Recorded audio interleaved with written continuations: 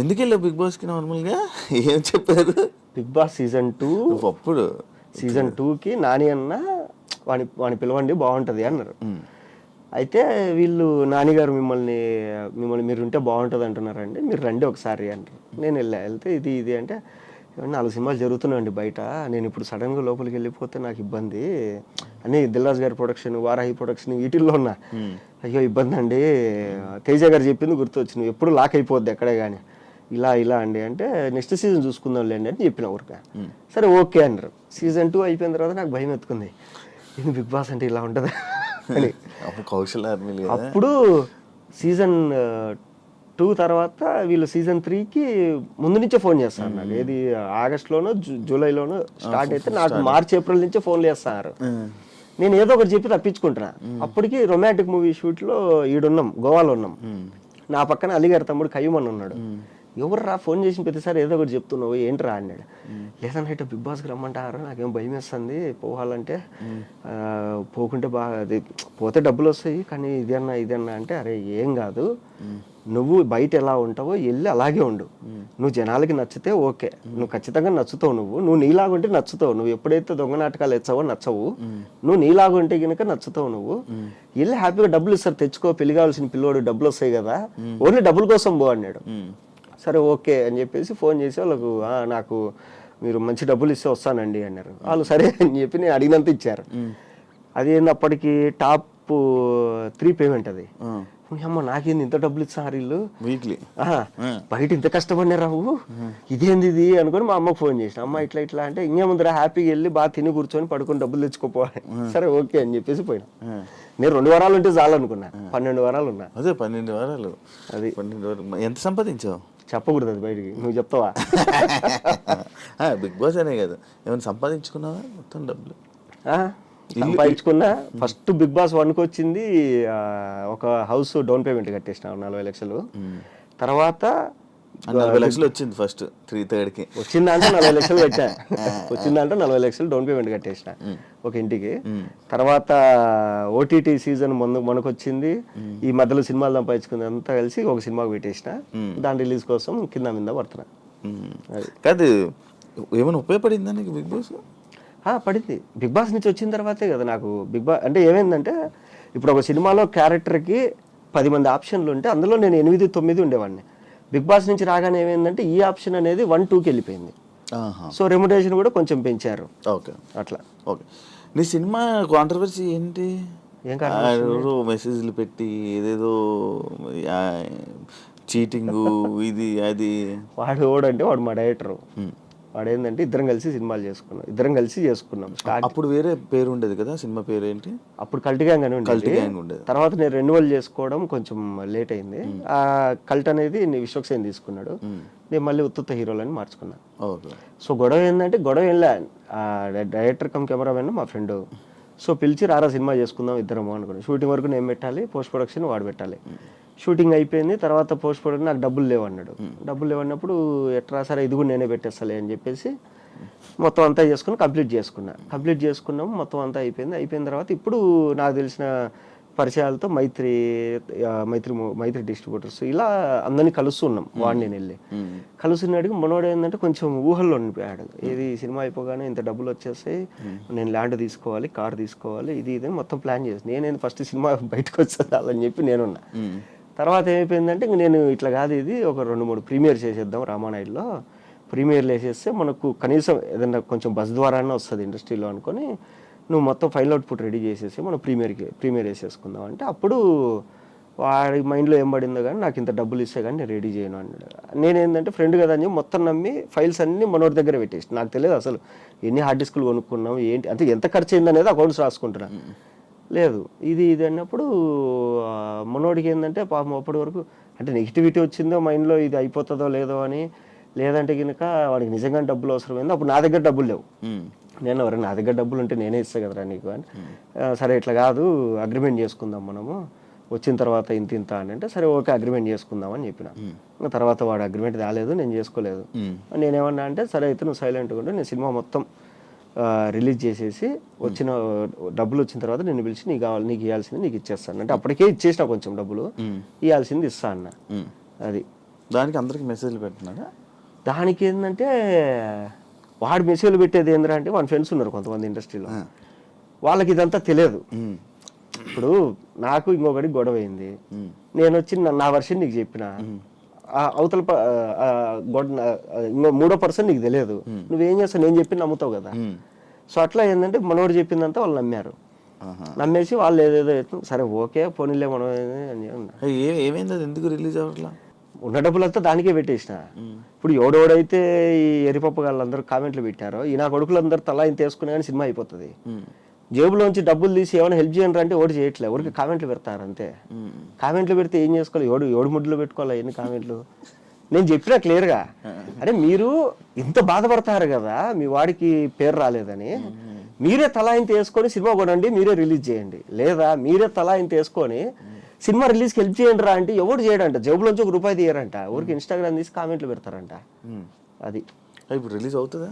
రిలీజ్కి ఒక 30 లక్షలు కావాలి. సో ఆ డబ్బుల కోసం నేను అంటే ఇప్పుడు పెళ్ళి అయిపోయిన తర్వాత ఏంటంటే ఎంత లేదన్నా నెల అయ్యేసరికి ఒక 78,000 ఖర్చులు వస్తున్నాయి. ఇది హైదరాబాద్లో రెంటు, ఊర్లో రెంటు, ఇక్కడ ఖర్చులు అక్కడ ఖర్చులు అవి. ఓన్ హౌస్ అన్నా? ఓన్ హౌస్ అంటే అదే ఆ 40 లక్షలు కట్టా కదా, వాడు కడతాడు ఇంకా అండర్ కన్స్ట్రక్షన్ లో ఉంది అది. సో ఇది ఓకే. పెళ్ళి లవ్ మ్యారేజే? Love marriage. ఎన్ని ఇయర్స్ లవ్? 8 years. ఎలా పరిచయం బెంగళూరులో మా చెల్లి వాళ్ళ ఫ్రెండ్ ద్వారా. సో పరిచయం అయిన తర్వాత ఓకే అనుకున్నా. బిగ్ బాస్ నుంచి రాగానే ఇంట్లో వాళ్ళు పెళ్లి సంబంధాలు వస్తున్నాయి, పెళ్లి చేసేసుకున్నారు. సరే మీరేం చూడొద్దు నేనే చూసుకున్నా ఒక అమ్మాయిని అని చెప్పి చూపించిన. సరే ఓకే వాళ్ళు తెలుసా అంటే లేదు అని చెప్పేసి వాళ్ళ ఇంట్లో చెప్పినాం. సరే వాళ్ళు ఓకే అన్నారు, మా వాళ్ళు ఓకే అన్నారు. ఓకే అయిన తర్వాత ఇద్దరు మాట్లాడుకొని పెళ్లి చేసేసినారు అంతే. పెద్ద రచ్చలు గిచ్చలు ఏం లేవు. కాదు లవ్ స్టోరీ ఇప్పుడు ఫన్ బకెట్ టైంలోనా? ఫన్ బకెట్ కాదు, 2017లో ఫస్ట్ అమ్మాయిని చూసాను నేను. ఎక్కడ? బెంగళూరు ఎందుకు వెళ్ళావు అసలు? మా చెల్లెలు అక్కడ జాబ్ చేసేది. నువ్వెందుకు వెళ్ళు? మా ఫ్రెండ్స్ అంతా అక్కడే కదా ఉండేది. బెంగళూరు నాతో పాటు చదువుకున్న వాళ్ళందరూ బెంగళూరులోనే సెటిల్ అయింది. సెటిల్ అయింది అక్కడ. పార్టీల కోసం వెళ్ళేవాడివి అంతే. ఇక్కడ తిరిగేవాడిని కాదు, బెంగళూరులోని బ్రివరీలు పబ్బులు అని తిరిగేవాడిని బాగా. హైదరాబాద్ లో ఏం తెలియదు? హైదరాబాద్ ఏంది అడ్రస్లు కూడా తెలుసు నాకు. హైదరాబాద్ లో ఏ ఒక్కడ ఉంటాయి పబ్బులు ఇప్పటికి కొన్ని తెలుసు. ఏది మన పార్టీలకు ఎప్పుడైనా కలుస్తాం కదా, ఓకే పలానా పప్పు అంటే ఓకే. బర్త్డే పార్టీలకి వెళ్తున్నప్పుడు అంతే, పార్టీలు రోజు పార్టీలకి వెళ్తాం, బర్త్డేలకి వెళ్తున్నప్పుడు మనం.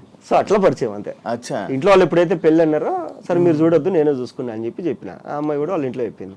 నువ్వు ప్రపోజ్ చేసావా? ప్రపోజ్ చేసింది నేనే చేసిన. నువ్వే చేసావా?